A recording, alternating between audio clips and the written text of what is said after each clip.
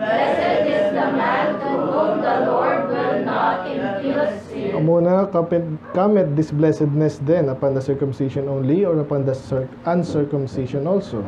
For we say that faith was reckoned to Abraham for righteousness. How was it then reckoned, when he was in circumcision, or in uncircumcision? Not in circumcision, but in uncircumcision. Sabay-sabay sa 11. And he received, ready go. He received the sign of circumcision, a seal of the righteousness of the faith which he had yet being uncircumcised, that he might be the father of all them that believe, though they be not circumcised, that righteousness might be imputed unto them also. Let's pray, Lord. Maraming salamat sa iyong mga salita. I pray na kayo pong magpala ngayon sa aming pag-aaral, Panginoon. Maintindihan namin to, Lord, ang importanteng topic, Panginoon, sa kaligtasan din po, Lord. Especially sa context, Panginoon, ng circumcision of the heart, Panginoon. I pray na maintindihan namin to, Lord. Makita din namin, Panginoon, yung pagkakaiba ng ibang turo dito, Lord. Maging malinaw sa amin to, Lord. Hindi something na pangatawalan namin dahil ito yung tinuturo sa amin. But ang prayer namin ngayong umaga ay nawaan namin ito ng lubos, Panginoon, sa aming puso, Lord. We know this topic by heart. And of course, mag-disty kami, Lord, ng inyong katuwiran. At para ma-share din namin, Panginoon, ng inyong katuwiran, ng doktrina, Lord, about salvation, especially being soul winners, Panginoon. So, lang po, Lord, iba yung review na lang to. Ito iba yung Panginoon na bago din. I pray na ito po yung aming master, Panginoon. And then, gamit, Panginoon, sa inyong paglilingkod. Lang po, Lord, kayo malalati. In Jesus' name we pray. Amen. Nakagulat yun. Ano nangyari? Naka-on pa ba?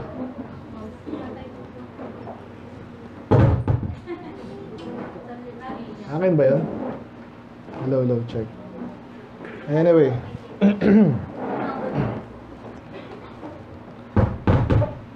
Ayan. Sa akin, ha? Palitan ko na naman to. May backup pa ako. Anyway, ito po yung memory chapter, no? So, kasi nga, nag-iisip din ako na yung naakma sa atin lagi naman, no? Pero, ang ganda yung mga topical, pero this time, doctrinal. Natapos kasi natin na ito nung dati yan, ano, sa online Bible study namin, na tapos namin ito, eh. Though, of course, hindi na topic lahat doon. Pero actually, ang lalim natin nun, eh. Kasi hindi nga nakaka-attend naman lahat.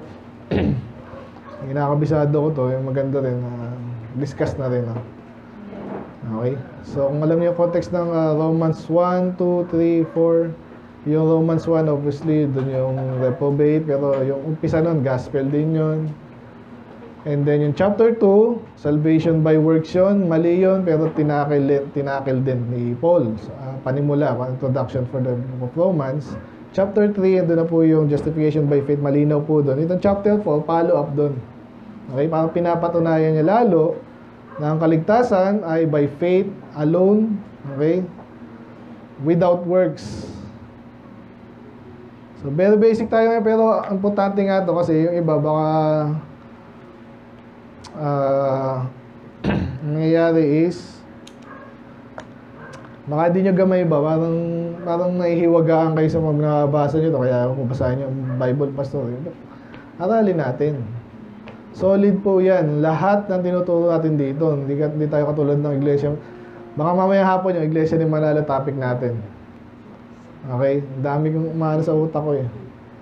Pero gusto ko paghahanda na rin sa anniversary sana. Pero anyway, lahat naman ito ay kapaki-pakinabang. So again, chapter 1, Romans is introduction, the gospel, and then yung reprobate sa bandang kalahati, no? Kalahating second half nun. Chapter 2, salvation by works, kinukumpara niya So, mali yung salvation by works. Pero may mga nababanggit doon na parang yun ang totoo. Kaya, huwag niyo i-quote yung Romans to in itself. Okay? So, chapter 3, kasi yung, lalo ito yung pinaka-focal dito, verse 28. Therefore yan eh. Okay, basa nyo nga, ready, go. Therefore we conclude that a man is justified by faith without the deeds of the law. So, hindi mo alam mong gumawa ng batas, no? Maglingkod sa Diyos, para maligtas. Yun ang sinasabi dyan. So, malinaw yan. Ngayon, again, yung chapter 4, follow up po ito. Magbibigay si Paul ng mga examples na will back up na yung doktrina na kanyang katatapos lang i-lay down. No? Okay? So, wala akong actually points dito. Ito na yung pinaka-points ng verses. Yung title natin ngayong umaga is, yung sinabi ko kanina, sinend ko sa inyo, counted, ano ba yun? Counted for righteousness. Okay? Counted for righteousness. Ang subtitle natin, true faith is what counts. Sino marunong bilang dito? Siya na, 1 to 100, kaya niya na eh. Anong sabihin ng count? Dito ang title natin, counted for righteousness. Subtitle, true faith is what counts. Baka iba hindi familiar sa what counts. Ang sabihin ng count, napaka-basic naman yung basto. Binilang.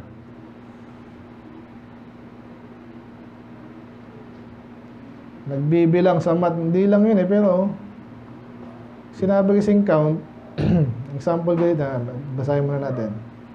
To indicate total number of units involved, to name the numbers, yan yung mga basic. Ito, gusto ko dito, to include, no? May example ako sa inyo, or consider account. So, alam nyo po, may barkada akong milyonary dati. So, naggumagawa sila ng sapatos. Okay? So, ang isa sa mga frustration daw nila, binebenta nila yung dati sa SM. Okay? So, ang experience nila, gumawa, for example, sila ng 100 na pair of shoes. Hindi daw lahat tinanggap. Oh, ba't ganun? Eh, kasi nga, lalo sa SM, tinitingnan yung quality, di ba? So, yung iba, hindi na, may mali eh, may ano, ganyan. So, ilan yung shoes, pair of shoes? 100, pero ang naisama lang, na kinuha lang nila para ibenta ko na rin, 5. So, yung gusto ko sabihin dito, yung counted, hindi lang basta bilangin mo, 1, 2, 3. Pero to include, pag hindi na isama sa bilang, ano nangyari doon sa 95? Parang nabali, wala. No? Kaya, dito sa ating title, true faith is what counts. Ibig sabihin, yun talaga yung may, yun talaga yung included, no? Kasi po, again, lalo sa panahon natin ngayon, dami kasi nungalingan, to the point na maraming nalilito. Di ba? Tulad yan, yung ang dami namang Christian groups, ang daming churches. Ano yung meron talaga silbi dyan? Ano talaga lang yung tama dyan? Sa dami niyan. Pwede ba tayo magmalaki sa Muslim? Parang pag nagmalaki ka sa Muslim, parang ang sabi nga nila, kinukumpara mo yung poisonous snake sa isang mas poisonous snake. Pareho lang mali yun eh. Nagkakagat ka ng isa, 24 hours patay ka. Yung isa, 2 minutes, patay ka rin. Gusto mo matay? Siyempre, hindi. So, hindi yung basta lahat ng kinukumpara is valid. So, pagdating sa mga churches, siyempre, yung magka-count lang dyan na talagang pinagpapaala ng Diyos, yung tumutupad una yung mga legit. Ibig sabihin, tumutupad sa kalooban ng Diyos, una, mga ligtas yan. Yung legit, no? So, again, di lang tayo ang tunay na church. Pero, ang churches kasi independent. So, kung tinutupad nila yung kalooban ng Diyos, legitimate church yan, church sila, okay din. So, gaano kadami nga, no? Sa buong mundo, kesyo, ilan na ba tao ngayon sa buong mundo? Yung last, 8 na eh, 8 billion. So, alam ko, na-surpass na ng India ang China. Hindi nyo pa alam. Mas marami naman dyan sa China. Anyway, so ilan doon ang Kristiyano. So kaya siya pag kinount mo lahat ng Catholic tsaka Protestante, napakarami. Pero again, hindi naman maligtas yung karamihan. Yung mga na-win lang natin, yun ang ligtas. So, nakakuha niyo na yung ibig sabihin ko sa count, na? Sino ba yung counted dyan?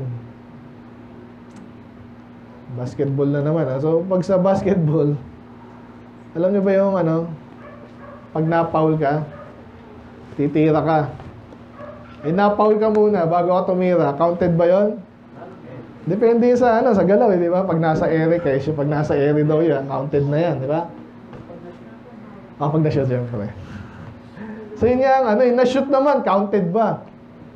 Well, depende. Baka naman, naglakad ka na ng sa asyumot, pumasok na, hindi naman counted. Ano pa gusto nyo yung example?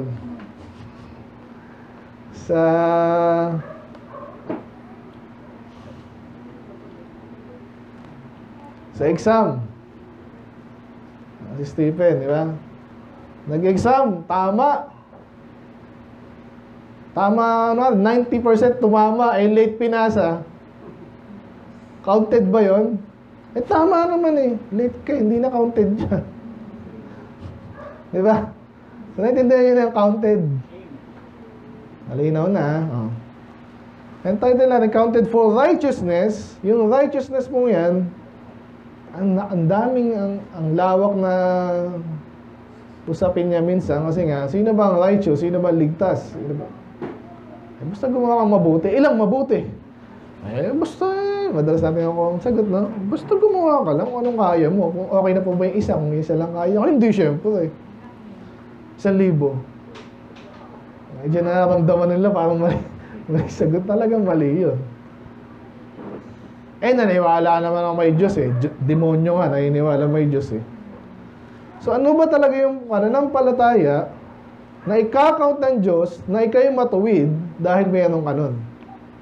Yan po yung tatakil natin ngayon. Unti-untiin natin to para maging malinaw sa atin ng gusto. Para hindi po tayo yung papaandaran ng sinong kulto siya. Ganun din naman kami. Kaya lang pag resolvinin tayo, mayroon dyan mga ma-pride. Tinanggap mo Panginoon ngayon, kailan ka naligtas? Matagal na. Kailan? Kanina lang tinanong kita, sabi mo, gumawa ng mabuti. Nakuha niyo yan. So, isa-isay natin. Mic ko yun, malamang. Okay, sabi dyan, what shall we say then that Abraham our father as pertaining to the flesh hath found? So obviously, continuation to na sinasabi niya kanina. So ngayon daw, pagkatapos niya sabihin ng kaligtasan ng kaluluwa ay pananampalataya lang, walang gawa. Kasi nga, a man is justified by faith without the deeds of the law. Mabasa lang natin kanina sa 28 and 3. So ngayon, gusto niyo mag-cite ng example from the Old Testament kung sinusuportahan ba yung ganong klase ng turo. Yan. So isa sa mga prominenteng characters sa Old Testament, si Abraham. Kaya nga, isa sa mga tawag sa kanya dyan, the father of faith. Pareho yun na dahil siya yung father of faith kasi nga sa kanya ulit nag-umpisa after nung fall, after nung flood. Ano na sumunod doon? May mga tao pa rin, pero wala nang indication na nanampalataya sila sa Diyos. Kahit panahon pala ni Enos ba? Pareho lang yun. Nanampalataya na sila So, nag-umpisa ulit ang Panginoon kay Abraham. Alam niyo yung kwento. Kinausap si Abraham, pinalis siya sa kanyang place, and then dinala siya sa isang lugar kung saan siya pagpapalain, at doon yung mga taong pagpapalain niya, mga anak at lahi ni Abraham sa pananampalataya. Okay, kung alam niyo ang kwento kasi maraming anak si Abraham bukod kay Isaac, and then mayroon pa siyang nauna doon si Ismael, na father of the Arabs ngayon. Kaya bukod doon, marami pa. Sino nakakilala nun? Tingnan na natin. Hindi ko rin kabisado, pero binigay ba yung pangalan? Ketura. Hindi Ketuta. Ketura. Then Abraham took a wife and her name was Keturah and she bare him. Ayan, di kilala kasi nga. Lalo yung mga Israel tsaka yung mga ibang pastor. Parang natin basahin yan. Dahil palang anak ni Abraham. Ayan. Pero yan. Zimram, Jokshan, Medan, Midian, Ishbak, and Shua. Ilan yun? 7. 1, 2, 3, 4, 5, 6 lang pala. So marami anak si Abraham. Pero counted ba yan sa pangako ng Diyos na pagpapalain niya? Hindi. Si Ismael, hindi rin. Kasi binigay ang pangako katuparan ng blessing ng Panginoon kay Isaac, and then of course hindi rin lahat ng anak ng Isaac, di ba? Kasi si anak niya rin si Esau. So kay Jacob ibinilang ang pagpapala at pinasa yung pananampalataya. Kaya balik tayo sa Mas 4. Tinutukoy ngayon dito the father of faith, si Abraham. Tingnan natin ano bang sinasabi ng Bible at sinasabi ng Diyos na tamang pananampalataya. Ayan. Okay? Kaya binalikan niya, ano ba sabi ng kilala si Abraham? Sa flesh, paano ba siya naturing na banal, no? Naging righteous. Yun ang ibig sabihin lang dyan. So sa verse 2, sabi dyan, for if, alam niyo if, kung. So ibig sabihin, sinasampulan. Tingnan natin kung paano ba siya na-justify, no? Ibig sabihin, pinaging banal, naligtas. Siya ba'y na-justified by works? Justified by works ba si Abraham? Hindi. Faith yan eh. Pero binibigay niya lang dito sa atin muna, kasi later, lilinawin niya na hindi by works. Kaya ang dami niyang, hindi mo mamimiss to actually kung isip-isip ko nga lang, kung ang taong, ng mga Christian groups, kung ganitong klase ng pag-aaral ginagawa nila, ganitong ginagawa natin ngayon, wala nang kulto eh. Kasi napakalinaw nito. So, sasampulan niya, by works ba yan? Kasi ang dami nagsasabi ng by works yan. Mapabuti ka, church ka, pamember ka sa amin, maglingkod ka sa Diyos, para maligtas ka, sablay. Didigdigin natin ngayon yan. Kung sila ay na-justify by works, sabi dyan, he hath whereof to glory. Dapat magbubunyi siya kasi ang galing niya eh. Siya ay naligtas sa pagnagitan ng kanyang sarili. Napaka-righteous nito. Napakadakila nito. Niligtas niya yung sarili niya. Kung. Alam na natin, hindi. Kaya dinidikdik ni Paul, sabi niya, hoy, hindi. Kasi kung siya ay na-justify, siya yung magbubunyi, parang ang yabang niya. Pero nilagyan niya pa rin, but not before God. Kasi kahit kung sakali mang naligtas siya ng by works, talaga magbubunyi yan, para lalong hindi sa Diyos. Kasi alam natin, hindi pwedeng magmalaki sa harapan ng Diyos na napakabuti mo. Nakakuha niyo yung verse. So ngayon, paano natin masasagot ng tama yan? Tingnan natin sa Bible. Ano sinasabi niya dito? Ano ba sinabi sa Bible? Si Abraham ba ay na-justify by works? Tingnan natin kung alam natin yung kwento. Yung ibang bagay dito, obviously hindi niya naiano. Ang ina-assume kasi ng Diyos, kilala natin si Abraham. At sana kilala si Abraham. So ngayon, ang tanong, ano ba sinabi sa Bible, sa Genesis? Si Abraham, ito daw kinote niya po ito from after nung question mark, ito ay quotation, exact quotation sa Bible. Okay? Sabi diyan, Abraham believed God and it was counted unto him for righteousness. Sa Tagalog, ganito.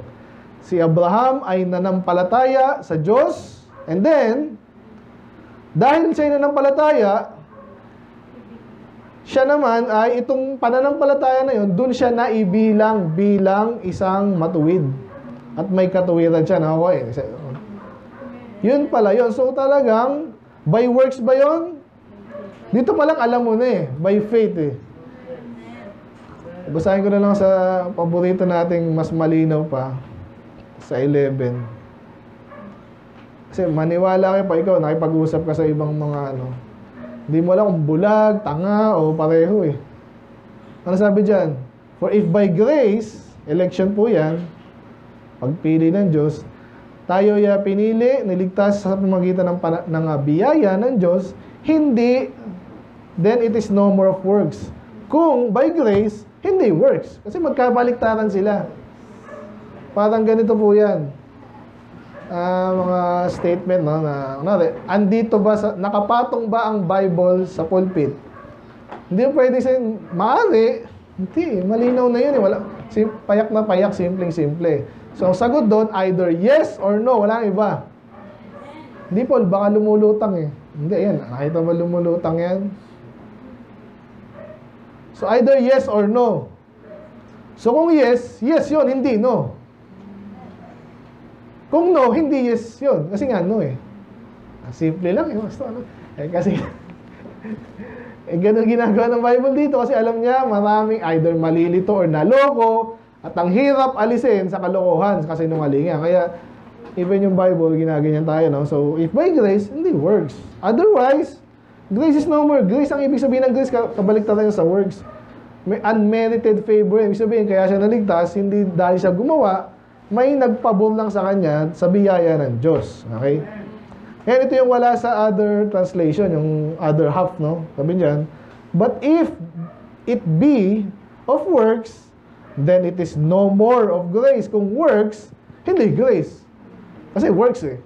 Ito niya yung tawag na sa English, juxtapose ba yun? Kung hindi ito. Yan, parang langit, impyerno. Hindi pwedeng purgatorio. Or pwedeng lumipat doon, hindi. Judgment na yun eh. Kung black or white, yun yung mga ano eh. Yung Pepsi and Coke, hindi yung tamang dichotomy. Kasi pwede ring Sprite, pwede ring mga kontra. Dali ah.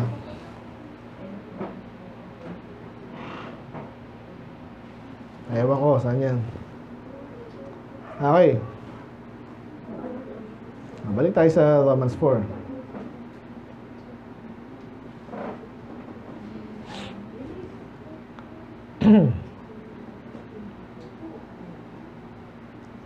Ito na. So, ano sinabi sa scripture? Nanampalataya siya, doon na ibila yung kanyang, na siya ay righteous, nung nanampalataya siya. Then, naglingkod din si Abraham eh. Pero hindi na pinag-usapan yung kaligtasan ng kaluluwa. Okay? Nanampalataya, in-offer niya si Isaac, ibang bagay pa yon. Sinubok siya ng Diyos doon, hindi siya naligtas. Naligtas siya before ipanganak si Isaac. Okay? Ito yung ano doon eh. Ito yung context nun. He believed God, pwede pa siyang bigyan ng anak.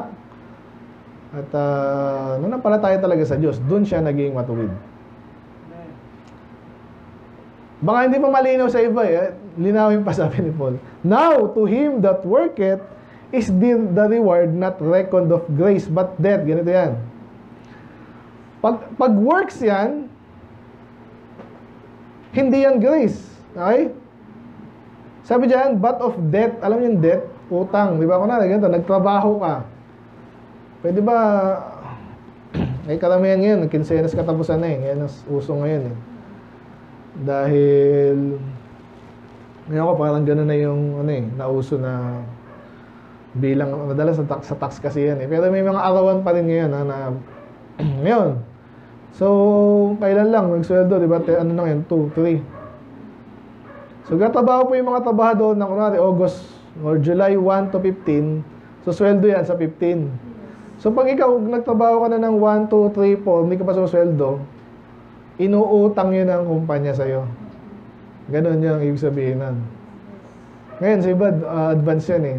Sa Smart kasi, advance ng 5 days sa amin, 2 days, 1 day lang eh. So, ganon din yun. Baliktad naman yun. Pag sinweldo ka na ng 25, bayad ka na hanggang 30. So, ikaw naman yung umutang sa kumpanya. Naintindihan niyo ba? Pag sinabi utang, nagtrabaho ka kasi. Okay? So, ganun din kahit nag-trade kayo, bili ka ng cellphone, napakamahal, hindi ka pa iyan, uhulugan mo na lang.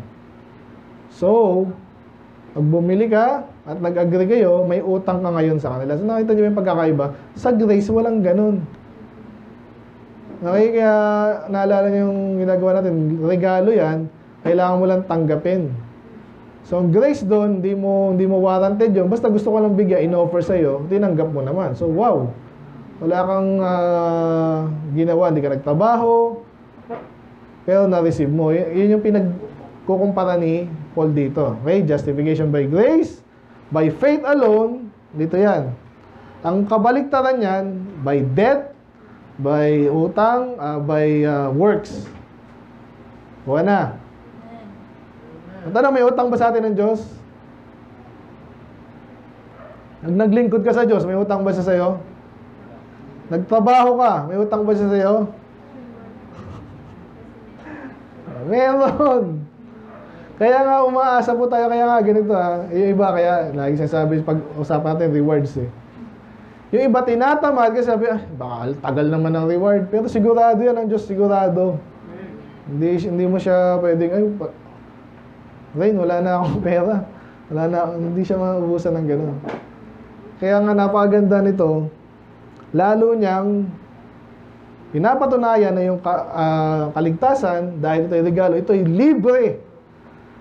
Ngayon, pag naglingkod ka sa Kanya, may utang siya sa'yo. Yes, kasi nga, iba na yung pinag-uusapan natin.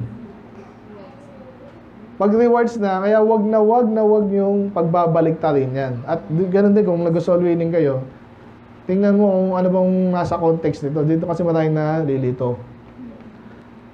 Okay? So, sa Romans, doong Romans actually, halos, salvation of the soul to.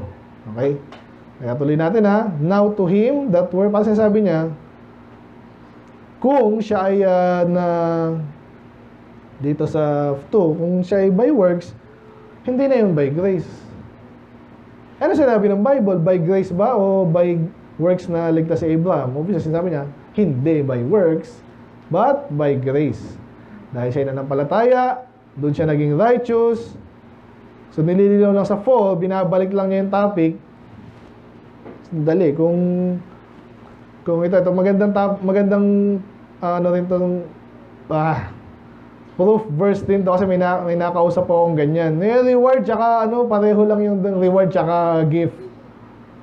Saan ka nakakita nun? Ito sinasabi, hindi. Pag reward yan, hindi yan grace. Pag siya ay nagtrabaho, yung reward niya, hindi record. Pag sinabing record, another term na naman sa count. Ito ba, ay bilang ba natin to o hindi? Yan, record. Tignan natin yung definition. Oras naman tayo Recon. Hindi na madalas ginagamit kasi ito Madalas lang ginarinig ko itong recon sa reckoning. Ang ibig sabihin sa mga games ganyan, parang isang gantihan na yan. Ibig sabihin yun. Reckoning. Sinabing recon, to count. Yan, count.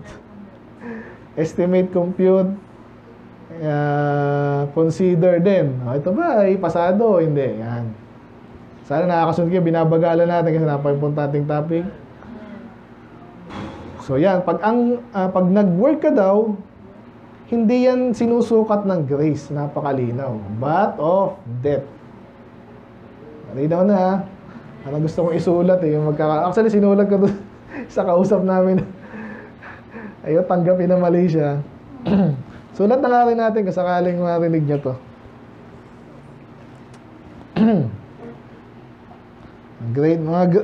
Magpalagay nyo mag grade 1, ano muna kayo ngayon Grade 1 Christians. Saan na ba yun? Notes.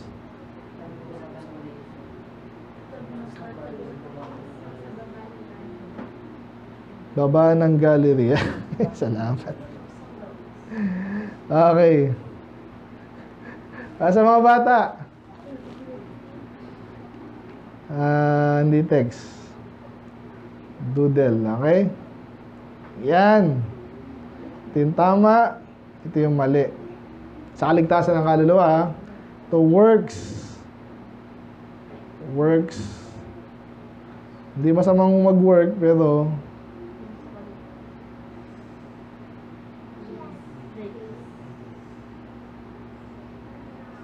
so, unmerited favor yan. So, dyan mapasok yung mga gift. Ano pa?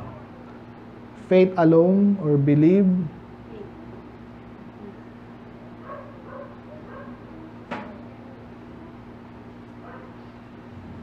Ano yung mga sa reward?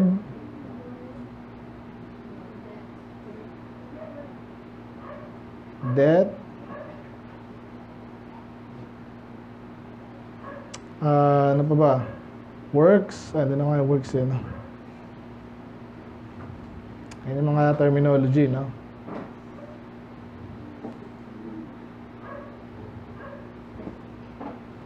Yan. So, ano pa? So, saan ba siya na-record? Grace o death? Grace o death? Yung death na to, hindi na ulitin lahat eh. Pero kasi kung nagbabasa kayo, intindi mo, alam mo doon category to. But to him that work not. So, ito yun. Ito yung work. Ito yung work not. Okay? But, believe it on him that justified the ungodly. Sino yung godly? Lahat ng tao. Pagdating sa kaligtasan, ha? Lahat tayo makasalanan, hindi tayo dapat sa langit eh. Pero ginastify. Sabihin, pwede na yung sa langit, righteous yan, by virtue of the fact na nampalataya sa Panginoon. Hindi yung sinabi, maliligtas ako dahil magaling ako. Ito pa. Eh, righteousness kasi, yun nga, dito may righteousness din dito, pero by works. Righteousness by works, righteousness by faith. Eh, paano nga na-justify si Abraham? Na siya ngayon yung topic natin, siya yung character na example sa Old Testament na, again, ang kaligtasan, pare-pareho yan sa bawat tao. Hindi pwedeng iba yung paraan niya, dispensation yun. Dispensation na mali. Malinaw na kay Abraham? May time pa tayo, kay David naman. Baka kulang eh. Eh si David, baka iba siya, ibang dispensation na yun. Genesis. Ano si David? Anong book? Kings. First and Second Samuel. Then First Chronicles. Medyo malayo yun, ha? Oh. Ano na dumaan? Leviticus, Exodus. Ano muna? Exodus muna. Leviticus, Numbers, Deuteronomy, Joshua, Judges, Ruth, Esther tuloy, ha? First and Second, ayun na nga.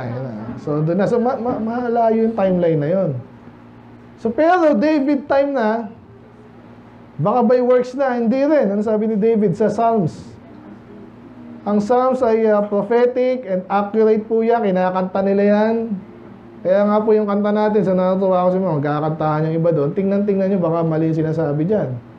Kasi pag mali yung sinasabi sa kanta nyo, ma-absorb nyo yan. Kaya nga, meron tayong kanta sa mga Baptist na, ano yan? Victory in Jesus. Maganda yung ibang part eh. Kaso nung yung isang part, sabi doon, and I repented of my sins and won the victory. Pag tinignan mo yung context ng victory, ng kaligtasan, sandali. Mali na, sablay na. Kaya inalis natin yung sa ating ano. Na iba, naggumawa ng version 2 nun. Kaso wala, hindi ko makita eh. Anyway. So, malinaw. So, okay kay sa kwento at account ni Abraham by faith, not by works. Say David, ano kaya? Even, ganun din. Even David also described the blessedness of the man unto whom God imputed righteousness without works. Sa Tagalog, si David din. Mas maganda kay David, dinescribe niya anong klase ba to, anong meron ba sa isang tao na na-justified not by works. Pareho ba sila na? Pareho. Siyempre, di magkokontrahan ng Bible. By the way, patandaan niyo, pag kayo nakikinig kina Soriano, Iglesia ni Manalo, ito yung mga bagay na din nila binibring up. Eh, samantala ito, dinidikdik dito, ba't din mo ito sasagiin? Pag sinagi mo to, pag pinasok mo to sa ano, bigla nila ipapasok yung ibang context na sablay naman. Pansinin niyo yan, again, hindi ko kayo hinaano dito. Kayo mismo ang aralin niyo yan. Kasi ang hirap depensahan niya pag hindi niyo personally alam. Okay? Yun ang sabi ni Pastor, yun ang papanindigan ko. Never ako nagturo sa inyo ng ganun. Kung mali ako, sabihin niyo. Okay, sabi dyan, si David din daw, dinescribe niya yung blessedness. Masaya o pinagpala. Maraming klase ng pagpapala eh. Pero ano yung pinaka-importante? Mayaman ka nga, impyerno ka naman, pinagpala ka ba? Anong balita kanina umaga po, si Pope Leo, bless niya yung mga youth sa kanilang blessing. Bless na pag sa kanila, ganun lang, blessing. Ang bababaw niya mga yun, blessing. Nagpa-bless. Minsan ginagawa nito yung mga Pilipino. Pero, ang blessing kasi, generic naman talaga ang blessing. Pero sabi ko sa ko, napikon ako eh. Hindi blessing yun, mga curse yun. Pag naniwala kayo kay Pope, para kayo sinumpa dyan. Kasi kung gagamitin mo yung utak mo, yung mga naniniwala doon talagang ano na eh. Ewan ko, dami na loko, okay? Hindi pa na-reprobate, pero papunta doon eh. Alibasa nga sinanay kasi sila. So alam natin, Catholic tayo dati, alam natin yan. Anong tinutukoy na blessedness ni David dito? Again, maraming klase ng blessing, pero yung importanteng blessing, ano? Ligtas ka. Hindi ka pinagpala. Ito naman ito kahit mga Baptist, si Phil Stringer, magandang yan sa Calvinism eh. Kaso, ano naman yan sa Israel naman. Hindi ako nakapagpigil. Sinagot ko, anong pagpalain ng Israel? Sino Israel sinasabi mo dyan? Yung mga nag-reject kay Jesus? Hindi. Curse ang meron sila. Paulit-ulit sa Bible yun. Kaya kung gaano pinagpala ang taong ligtas, talagang pinagpala. Dinescribe ni David yun para sa atin, para tayo maligaw. Sabi niya dito, unto whom God imputed, mga term na naman, pag sinabi impute, ano ba sa Tagalog to? Impute, parang tinatalaga, or kinakount, ganun din yan eh. Yung madalas ko, binilang, ganun din yan eh. Yung madalas ko example dyan, yung ano eh. Kasi medyo hindi no karnal. Kunwari, ito, may mga ilang lalaki do. 6 na lalaki. Ito yung mga kalalakihan na member namin. Pero ito yung talagang matuwid. Kunwari lang. So iba, hindi nila alam yun eh. Pero pag sinabi ko silang gano'n, parang yung paggalang ngayon napupunta dito sa, kasi inimpute ko yung righteousness sa kanya. Parang gano'n na, mababaw na illustration lang muna. Kaya sabi dito, to lay responsibility or blame. Yan. Kasi minsan, ano ba yan? Tayo ako dito, ang pangit ng interface nito eh. Yun. To lay, credit or ascribe, yan ang gusto kong sabihin. Credit or ascribe. Ibig sabihin, sinasabi kong ikaw ay ganito. Ngayon, kung walang kwentang tawa ko, yung opinion ko, walang silbi, kayo, hindi na kayo maniniwala. Pero kung ako yung nagtatiwalaan nyo, pag sinabi kong gano'n yun, ito ay ganyan-ganyan. Naalala nyo po si Joshua, di ba? Noong una, si Moses kasi kinakatakutan, ginagalang no Israel kasi ginamit siya ng Diyos eh. Kaya sabi ng Diyos doon kay Moses, parang sinabi niya,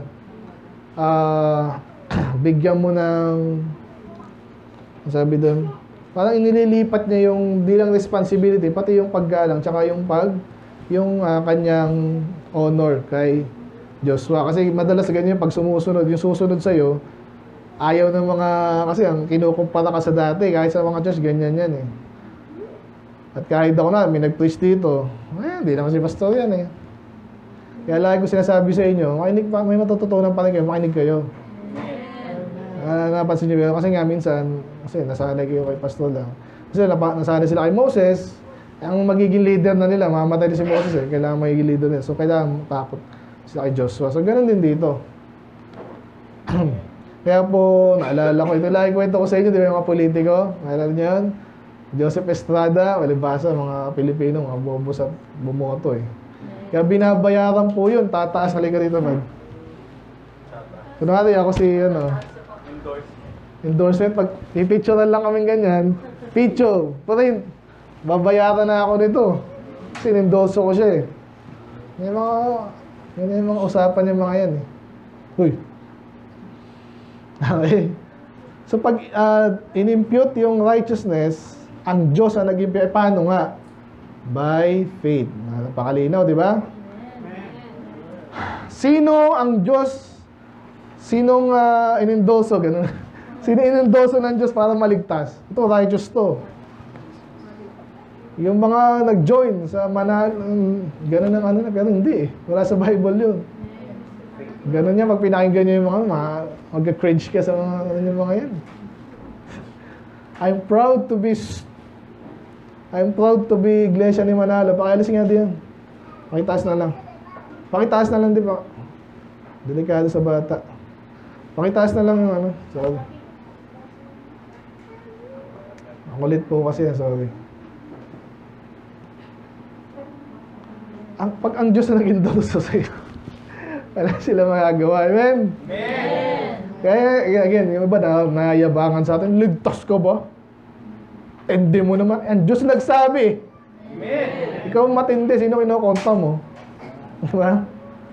So kaya nga ako gusto ko yung mga mahihaing tao, hindi mga ano, pero pag nasiguradong ligtas yan, hindi yan mayabang. Nagtiwala lang. At tama yun. Kasi ang Diyos na nag-endorso sa'yo, ang nagtaas sa'yo, in-impute ka ng righteousness ba? Totoo yun. Balik tayo dito. So napakadakila at pinagpahala ka pag ikaw yung naligtas kasi ang Diyos ang nag-impute ng righteousness, ang topic natin balik, without works. Hindi siya naligtas dahil ang galing-galing niya, naglingkod siya ng 10 taon, 100 taon, pwede ba yan? Yung ganyan, pag yung iba, sino ba ito? Si Mother Teresa, ay, siya ganyan, naglingkod ng ganyan, di naman sigurado may Diyos. Alam niyo ba yun? Nasa impyerno ngayon yun. O paano daw? Kinote niya na ito naman, saying, pamitin na ba kayo dyan? Parang kinoquote. Ano sinabi ni David sa Psalms? Ito yung sinabi niya. At ito daw, sinasabi ni Paul, sa ganitong paraan niya, dinescribe ang grabing pagpapala at blessed. Itong taong, mga klase ng taong na to, na ang Diyos, sinabi silang righteous na walang works. Ano daw? Blessed are those whose iniquities are forgiven and whose sins are covered. Hindi natapos doon ha, pero yung palang, may clue ka na. Kaya pala tayo pinagpala at niligtas ng Diyos at naging righteous, hindi dahil walang kasalanan. Malinaw, di ba? Kasi yung kasalanan ay, unang term, pinatawad. So may kasalanan kaso alam niyo yung pinatawad, di ba? Pardon. May kasalanan na kayo, pinatawad na eh. Another term doon, iniquity tsaka sin, pareho lang. Another term doon sa pinatawad is covered. Parang kunwari, si Rain ay dating kung ano man. Ngayon, kung hindi naman kailangan malaman ng congregation, wala nang pakialam doon kasi dati siya, kunwari, babaero, kunwari lang. Ito ba yun? At wala naman, kunwari, talaga may asawa naman na siya, hindi siya botokso. Hindi ko na kailangan sabihin sa iba yun, pero kasi parang hindi niya na ginawa yun, di ba? Kasi kinover na yun, napatawad na eh. Ganyan po tayo. Kaya mag-iingat po kayo sa mga binobrota pa yung dating kasalanan, ha? Ingat tayo doon, huwag niyong gawin sa iba. Pero kung ginagawa niya pa rin, iba yun. Kailangan i-broadcast yan para nga ma-warningan yung iba. So yan, so pinagpala daw ang tao na napatawad at yung kanyang kasalanan, may kasalanan siya, pero tinakpan. At therefore, in effect, talagang righteous siya. Nakuha niya, again, paulit-ulit tayo, basic lang to. Ito yung second part ng quotation. Sabi niya, blessed is the man, kanina day. Basta may tinutukoy siyang grupo ng tao.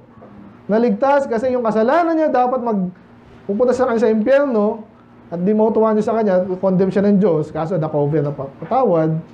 Another time, sabi niya, blessed is the man to whom the Lord will not impute sin. So, kanina ini-impute, pwedeng righteousness, pwedeng sin. Okay? Yung nabanggit ko kanina, in-honor ko, kunwari si, pero baliktad rin naman natin, kunwari, may nakita ko sa kanyang kasalanan na yung iba, pinapalagpas lang at okay lang sa inyo kasi, di ba, itindihan nyo. Pero pag sinabi ko, hoy! Ingat kayo sa taon to! So, in-impute ko yung kasalanan sa kanya. Para malaman nyo, condemn natin siya. Pero baliktad rin nyo, may kasalanan siya, pero hindi in-impute sa kanyang kasalanan. Di ba? Pinagpala ka talaga. At again, lahat tayo nagkasala. Alam natin yan. Very basic. Pero kaya nga, pag ikaw ay naligtas, di ba, parang hindi ka na nagkasala. In effect. Kasi nga, ligtas ka. Justified. Righteous. Ayun. Tapusin natin hanggang 11, ha. So, ano pang scenario na maganda i-cover dito? Isa po sa topic po sa Romans, at kahit po ngayon, maniwala kayo sa hindi, kahit mga Baptist ngayon, yung issue nga ng Israel. Hindi nila matanggal sa utak nila yan kasi nga, yung mga Judaizer, gusto nilang ilagay yung sarili nila sa even Christianity na, hindi, dati kayo nanggaling sa Judaism. Itong next 3 verses, saka na iano ni sa Romans yung mga Hudyo. Pero dito lang, sa ngayon muna, itutulad lang doon muna. Okay? So, ano bang blessing kasi sa mga Israel? Siyempre, sa kanila pinagkatiwala yung mga prophets, yung Bible, talagang pinagpala rin sila. Though yun nga, bandang huli, karamihan sa kanila ay hindi na nampalataya, nag-backslide yung iba, hindi yung mga anak-anak nilang iba, talagang nireject na. Pag tinignan mo sa Israel po yun, mag-survey ka doon, napakarami doon, atheist. Walang Diyos, may Diyos ba? Wala kang pakialam. Ganun sila doon. Mga bakla, gustong-gusto sa Israel. Bakit? Kasi mga leadership doon, mga bakla din, tomboy. So, office namin, ganoon yung mga pormahan eh. Ano ba ito? Lalaki ba? Kailangan mong hula. Yan. Ano ba ito? Lalaki, babae. So, ngayon, tutulad lang niya muna kasi nga, nung mga unang panahon, yung Hudyo ang talagang pinagkatiwala ng Diyos ng Bible at ng papala, di ba? From Abraham. Ang nai-chepwera ngayon yung mga hindi Hudyo. Okay? Kaya papasok dito yung prominence na naman ng faith kasi kahit anong bansa ka, pwede ka manampalataya. Kaya yung kung saang bansa ka, kung sing anak, tatay mo, lolo mo, wala nang pakialaman Diyos doon. Kasi nga, i-preach lang sa iyo yung gospel, so naintindihan mo yung language, of course, English man, Tagalog, Taglish. Doesn't matter kung ano ka, Indiano or something, di ba? Nakatira ka sa Timbuktu. Alam niyo yung Timbuktu? Hindi ko rin alam yun. Pero ginagamit lang ng lugar yun na sa remote area. Ano ba kailang ng Diyos doon? Manampalataya ka lang. Kaya sabi niya dito, commit this blessed, tinutukoy na blessedness. Yung kanina, dinescribe yung blessedness without works, by grace. Manampalataya lang, pinagpala naman itong mga to. Yung klase ng pagpapala na yon, sa mga Hudyo lang ba yan? So yung term na gagamitin po natin sa mga Hudyo dito, circumcision. Kasi nga sa kanila lang naman talaga originally binigay, di ba? Abraham. So commit this blessedness then upon the circumcision only. Sa mga Hudyo lang ba yan? Tinatanong kasi nga para yung tao nag-iisip. Kasi ang utak mo, ang mindset mo pala, Hudyo, mga anak na ganyan, mga anak na ganyan. Sablay ka na agad doon. So, tinutulungan ka ni Paul ngayon dito. Nakikinig na dispensation dyan. Tinutulungan ka ng Bible, basahin mo kasi. Sa mga Hudyo lang ba to? Circumcision only? O baka sa mga hindi rin circumcised, Gentiles, o mga dito ulit. Mga German, mga Pilipino. Sa kanila, Hudyo lang ba? O sa kanila rin? Isip ka. Palagay mo. Sasabihin naman dito eh. Balikan daw yung topic natin kanina. Kasi ang sabi natin kanina, faith was reckoned to Abraham for righteousness. Again, pansinin niyo pa mga term ha. Ay, kulang pa ba ako dito? Faith. Again, righteousness kasing klase ng righteousness sa lahat yan. Kaya dito, works-based righteousness, grace-based righteousness. Tinatabi dito, sa mga Hudyo lang ba yan? Kasi faith eh. Nung si Abraham, Hudyo si Abraham eh. Yan ang mali mo, Hudyo si Abraham. Tingnan natin, sasabihin dito. By faith, Hudyo nga siya eh. Sandali. Kailan pa siya natuli? Yan, tanong. Kasi kung alam niyo yung kwento, yung pagutuli, later na yung pinanganak na nun sino una? Ismael. Pero nanampalataya sa Diyos before that. So, hindi pa siya tuli. Kaya sabi dito eh, kailan na ibilang yung, nakatawa kayo? Basta nakakatuwa, bastos ba yun? Walang bastos sa Bible eh, normal yan eh. Parang na-topic ko ata isang beses dito yung pagpapadede. Ay, bastos dede. Ano yan eh, normal yung bata, ganun. Itong tuli, bastos hindi rin. Ba't kailangan ng Diyos yung ganon? Importante kasi yun eh. ang tinug-usapan doon, mga anak-anak mo. Paano ba nagkakaanak? Sige nga. Hindi bastos yun. Okay? Hindi ko alam kung ba't natatawa kasi. Anyway. Kailan naging righteous si Abraham? Nung tuloy na siya. Kaya siya naging righteous kasi tinuli siya. Hindi! Ang linaw na naging, kung balikan mo yung kwento. Kailan ba siya naging righteous? Basahin na nga natin. Tingnan nyo sa Genesis. Pero yung exact 15. And he believed in the Lord, and he counted it to him for righteousness. Ito po yung wala pa siyang anak. Pinapangako pa, magkakaanak ka. Hindi kay Elisa, hindi kay, sino ba yun? Alipin? Hindi si Hagar. So, yung legitimate wife. Amen? Ayan, no?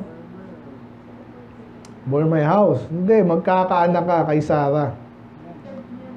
Parang imposible yun na. Magkakaanak ka kay Sarah. Ilang taon na ako, mag-100 taon na ako. Magkakaanak ka, naniwala sa Diyos. At dahil doon, yung pananampalataya daw niyang yun, binilang na katuwiran niya. Balik tayo.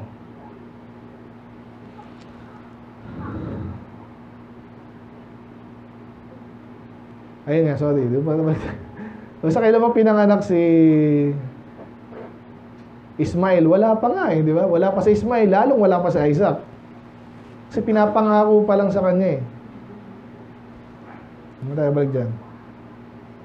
Alam niyo yung kwento, kung alam niyo yung kwento, madali na sagutin to. Kailan siya nabilang na tuloy na ba siya? Hindi pa. Hindi pa. Later pa siya tinuli. So, kung nga sabihin, tuli, Hudyo, anak ni ganyan. Nang pakailaman Diyos doon. Kailan siya naging righteous?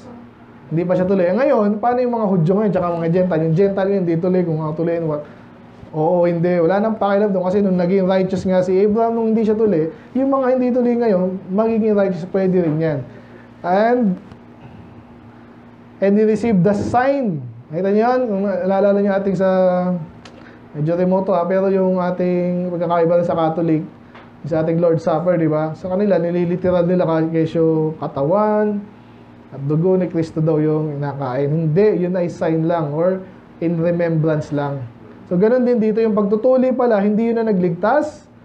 Therefore, hindi rin yung anak, tatay, hindi yun. Yun ay sign lang ng a seal, sign nga lang. A seal of the righteousness of the faith which he had yet being uncircumcised. Kahit di pa siya tuli, ligtas na siya kasi righteous na siya kasi nanampalataya siya kasi nga hindi ang nagde-determine ng kaligtasan yung katawan, kundi spiritual yung faith. That he might be the father of all them that magpatuli. Hindi. Nakita niyo yung sinif niya eh. So tama naman, kaya nagpatuli din si Abraham, nanampalataya siya una, pero nauna, nanampalataya. Ngayon, sa panahon natin ngayon, at kahit dati pa, kaya sila nagiging righteous dahil sila ay nanampalataya. Though they be not saved, kahit di sila tuli, that righteousness, ito, di tayo matatapos. Bakit ginawang ganon? Basta ba't di na lang tinuli muna or sabay? Pwede naman gawin ng Diyos yun eh. Kaya pinopoint out dito, sinadya daw ng Diyos yun para maintindihan natin. Kasi nga maraming magiging Judaizer dyan at maraming mga taong gano'n, hindi mo maiwasan. Pinanganak akong ganyan, ganyan na ako. Katolik, manalo, ganyan. Hindi. Hoy, manig. Hindi gano'n. Kaya, sinadya ng Diyos na hindi sa tuli-tuli. Para ngayon, that righteousness might be imputed unto them also. Sino yung them? Mga unbelievers. Mga hindi anak ng Abraham. Mga hindi Hudyo, mga hindi tuli. Tuloy na natin dito. And the father of circumcision to them who are not of the circumcision only. Okay? Sa Tagalog, si Abraham ay tatay natin. Hindi ka naman Hudyo eh. Ayan ang sinabi eh. Hindi lang na circumcision, kundi uncircumcision. So, kaya malaya tayong kumanta ng Father Abraham. Amen? Sinabi rin dito yun eh, sa Galatians 3. Pinakamalinaw yung Galatians 3. Sinabi doon, yung mga nanampalataya, sila nga ang anak ni Abraham. Ganun din dito. Hindi mo kailangan maging Arabo or something. But who also walk in the steps of that faith. Yung klase ng pananampalataya, of course, yung klase ng gospel, wala pa namang gospel nung kay Abraham ha. May gospel na ba noon? Galatians 3 din yun eh. Tingnan natin. Galatians 3 din yan, alam ko. Kasi nabisado ko dati yung hindi na. Okay. Okay, basa. Ready, go. And? The scripture foreseeing that God would justify the heathen through faith, preached before the gospel unto Abraham, saying, in thee shall all nations be blessed. Di ba yung gospel yung... naalala ko to si Peter eh. Kailan ba nabuhay si Jesus? 2,000 years ago. Si Abraham, di ko alam, mga 5,000 years ago siguro. Sino nauna, si Abraham o si Jesus? Lutang to.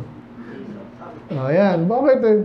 Sabi ng mga Hudyo, wala ka pa nga 50, nakita mo si Abraham. Sabi kasi, siya nga ang Diyos. Si Jesus ang Diyos, siyempre nauna siya. Amen. Ito sabi dito eh, may mabuting balita na pala, may buhay na ba ni Jesus? Oo, yung sabi dyan. Sino nag-preach nyo? Ang Diyos. Kay Abraham, yung sabi. So, pero ito, medyo iba yung form. Pero ganun din. Sabi niya, hindi shall, kay Abraham, sa pamamagitan mo, Abraham, lahat ng bansa ay pagpapalain. Amen. Ano, yaman lang ba yun? Hindi.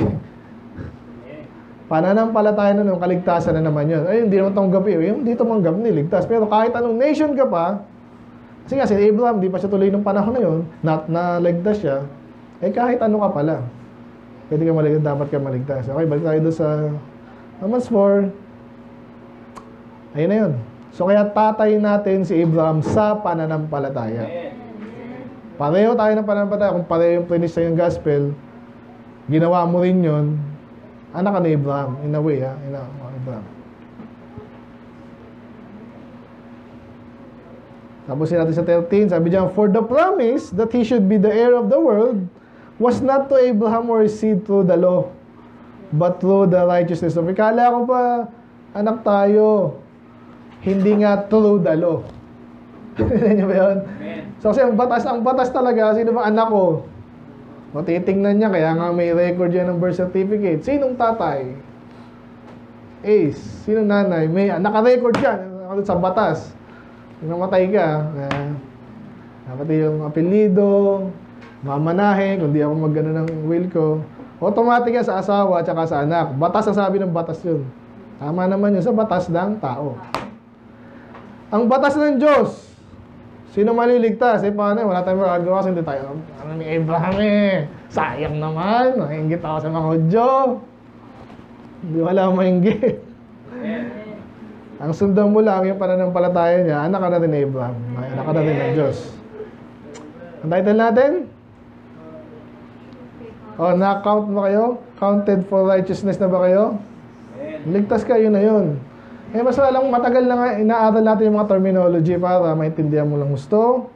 Wala pong sablay sa tinuturo natin, napakalinaw. The subtitle, True Faith is what counts. Ngayon itong mga, social, tabusin ko na, social media po, yung mga Katolik, ganyan din yan eh. Pag may nag-share na kapatid nila, Amen! Merong ribulto, Amen! May faith sila doon. Pero yun ba yung nagka-count na faith na may silbi at pakinabang? Walang kwenta yun. So hindi natin sila tinutuloy sa to the point dahil lang galit tayo. Galit ako eh. Hater ako eh. Hater ako ng kabaluktutan. Pwede yun. Pero we don't hate them by virtue of the fact na wala sila dito. Hindi ganun. True faith is what counts. Amen? So, pwede mo pang palawakin yan eh. Pero inumpisa natin sa kaligtasan kasi yun ang pinaka-importante naman talaga. Sana nakuha natin yan. Yung mga dating na pagkakataon, babalik ko sa ganito yung mga preaching natin kasi sa ganda eh, di ba? Though basic, pero talagang pag nilay down mo yan, mas mapakita kay panabang. So, minsan yung iba style natin is iba naman. okay din yun minsan-minsan. Okay, at this time, let's pray, Lord. Maraming salamat sa mga salita. I pray na nagpala ang bawat isa, Panginoon, though basic ito, Lord. Naulit, Panginoon, na-review para sa ibang mga bago, Panginoon. At least, na-lay down ulit sa kanila, Lord, yung mga terms na basic, Panginoon. Kailangan din lang maintindihan, maunawaan, at maintindihan by heart, Panginoon. I pray, napakalinaw po, justification by grace alone, through faith alone, through Christ alone, Panginoon. Labanan po namin mga maling doctrine dahil nakakaawa, Panginoon, yung mga maluloko nito, Lord. Hindi sila maliligtas, magiging tisod sa kanila yung parang maligtas. Yung works-based salvation, tinatawag natin. I pray na again, gamitin yung bawat isa, Panginoon. Magseryoso kami sa aming inaaral para naman mas marami pa pong maligtas. Mga ligtas na, Panginoon, ma-disciple naman, ma-sanctify, Panginoon. Sila po yung maturuan paano mag-akay ng maayos, Panginoon, accurate, bilis, hanggat maaari, Panginoon. Yung iba, hindi kaya ng ganong kabilis, but yung iba, Panginoon, pwede, at yung iba ay mabilis din eliminate, Panginoon, yung mga kasinungalingan. So I pray, palain yung bawat isa, Panginoon. Pinagpala nyo na kami dahil kami niligtas nyo, Lord, pero yung mga bagay na pagpapala, like skills, knowledge, Panginoon, wisdom, pagkaloob nyo na po, Lord, according to your will, para mapaglingkod namin ng tama, Panginoon, at lubos na po, Lord, para pagpalain nyo namin kakainin, Panginoon. Kaya malalati, in Jesus name we pray. Amen.